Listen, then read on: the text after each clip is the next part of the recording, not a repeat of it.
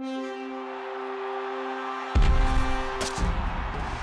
I'm Hub Arkush from Pro Football Weekly, along with our senior editor, Eric Edholm, as we report for you live from New Orleans at Super Bowl 47.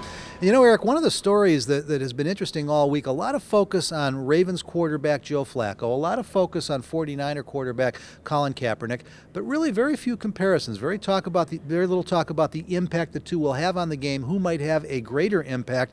And it's interesting in that Joe Flacco, I think, is viewed as the more veteran player, as the guy who may be more key to his ball club in terms of having a big performance to win this game. Yeah, and I think the pass protection goes hand in hand with that. They love the 7-step drop. They love driving the ball down the field. You know, that offensive line's undergone some changes, and when they come together as a glued unit, Joe has really delivered the ball where it needs to be. And I mean, you could talk about the running game, you could talk about how the offensive line plays, but Flacco has to have a great game, I think, to keep this team in contention and allow them to win this game. All right, now I'm one of the many who was wrong. When you're wrong as often as I am, you have to admit it to own it and stay with it. When Jim Harbaugh said he was going to Colin Kaepernick over Alex Smith, I really thought it was a mistake. Not because I didn't understand that Kaepernick had the higher ceiling, the greater tools, might eventually be the better quarterback in the NFL, but because he was so young and this was a team that was already pointed towards the Super Bowl.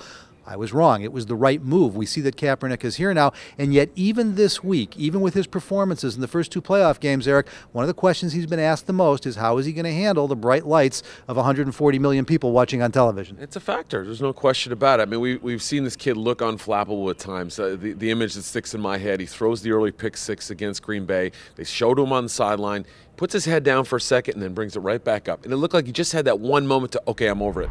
And that's what he's got to do on Sunday. He's got to, blank out all the TV screens that are out there, all the people watching the game in the dome, and move on if he does make a mistake. There is little question that the trio of Joe Flacco, Ray Rice, and Torrey Smith should be good for the Ravens offense and might make them very competitive for years to come. And Eric, what's so interesting, look on the other side. Look at Colin Kaepernick. Look at not only Frank Gore, who's a little older, but LaMichael James is now getting playing time. Michael Crabtree, a breakout young receiver in the NFL this year. They used a first-round pick on A.J. Jenkins. He wasn't even dressing every week. So it's not just these young quarterbacks. These are young offenses that have the pillars to possibly be back to several Super Bowls in the coming years. Well, in previous videos, we've talked about the scouting departments and how they're layering this depth. And there are some younger players for both these teams who aren't getting in as much. But late in the season, Bernard Pierce for the Ravens, you mentioned James for the 49ers. At some point, Jenkins is going to get on the field, not probably Sunday, but they're stacking the deck so deep with this roster.